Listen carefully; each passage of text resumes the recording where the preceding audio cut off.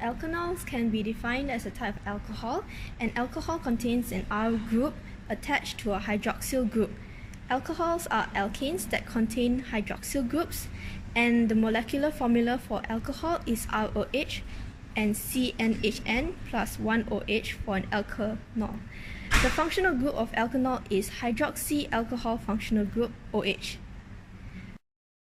From both IR spectra indicate the presence of the functional group, which are OH group that has a broad range of 3200 to 3600 cm.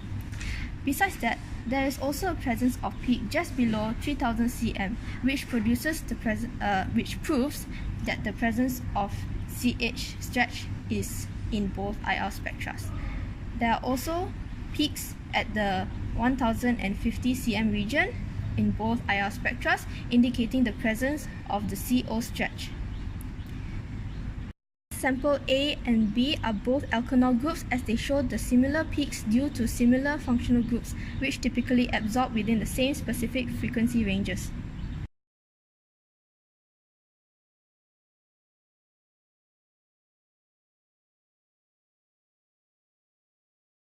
Sample A and Sample B are not of the same compounds, although they show similar peaks regarding the functional groups present. However, the peaks observed in the IR spectra for both samples are not completely the same, thus they could be isotopes of one another. This can actually be identified by the fingerprint region between 1500 and 500 cm, where it is different for both samples.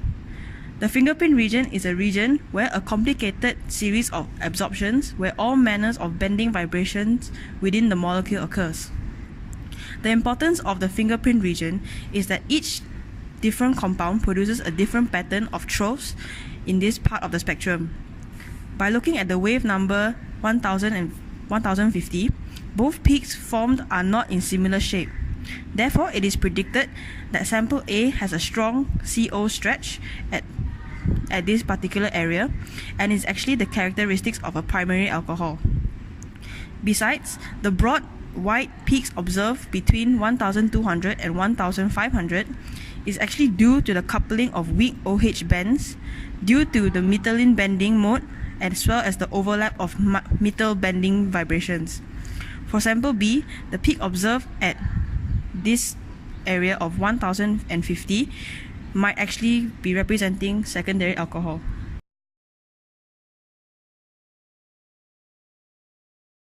It has a relative peak area of 82,400, which lies between the standard 2, which is 8% ethanol, and standard 3, which is 12% ethanol. Hence, the percentage of ethanol contained in the wine sample is between 8 to 12%. This, however, does not accurately determine the percentage of alcohol. Hence, we used the peak areas of standards and plotted it in a graph of peak area against concentration of ethanol standards. From the equation obtained from the trend line, the concentration of ethanol in the wine sample can be determined by substituting its peak area, Y value, into the equation. Hence, the concentration of alcohol in the wine sample is 10.5%.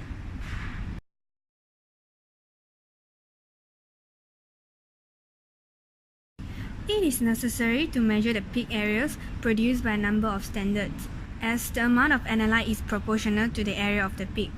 It can help in determining the concentration of an unknown compound. In chromatography, it is common to measure the peak area rather than the peak height.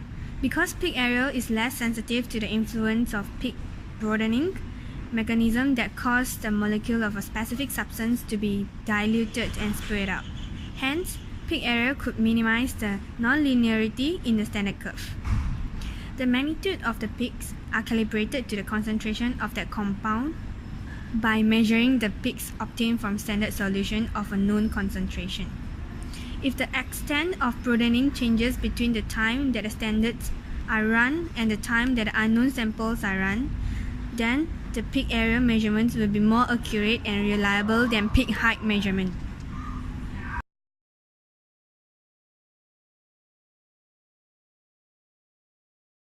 From the stock solution given of 10 mg per ml, it was made up to 1000 mg per 100 ml.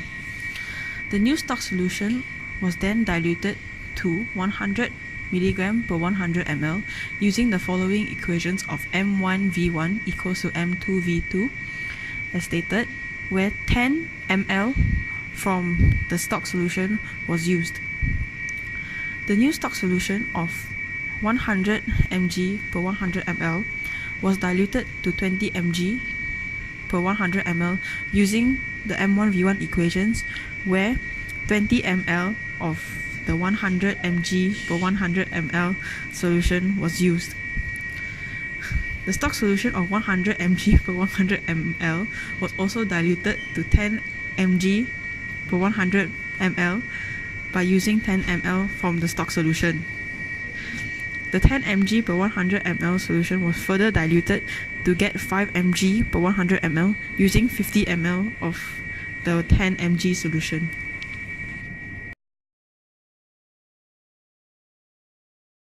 The chromatograms for caffeine standards were not accurately presented. There was no presence of axes representing the absorbance and retention time. There is also no label for the exits. Moreover, the wavelength were not given. Besides, multiple standards are not needed to be shown as all the chromatograms exhibit a similar retention time to each other. The standards given should be represented in a graph through a standard curve instead of their respective chromatogram. The peak height of the standards were not proportional as 200 ppm should be at 7 cm, however, it is only at 5 cm. Hence, it is not double of the height from 100 ppm.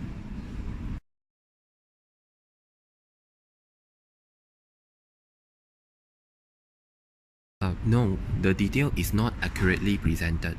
This is because the given caffeine content on the pack is 12 mg per 100 ml, which is equivalent to 120 ppm. By comparing the peak height of the sample chromatogram obtained with the standard chromatograms, it is obvious that the peak height of sample was shorter than the peak height of 100 ppm, but taller than 50 ppm. That means the concentration of caffeine content of the sample is lower than 100 ppm but higher than 50 ppm, which is between 50 ppm and 100 ppm. Hence, the caffeine content detail on the pack is not aligned.